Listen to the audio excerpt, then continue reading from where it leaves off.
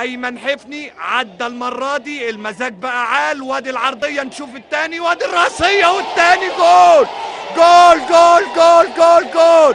بقول لحضراتكم هي كانت عايزه تتشد والبكره اتشدت، وهدفين في دقيقتين.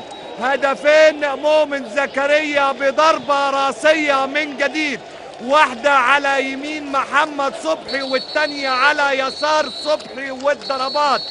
الضربات الراسية تؤتي بثمارها للفارس الأبيض في الوقت القاتل من اللقاء.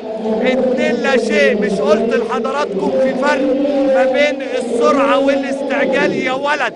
أيمن حفني بيعدي ويقدم اللقطة اللي بينتظرها تملي عشاق الفارس الأبيض، حطها لمؤمن زكريا على طبق من ألماظ، ومؤمن زكريا يقول دي ما ترجعش، دي ما ترجعش، ويضيف الهدف الثاني علشان يؤكد ال3 نقاط.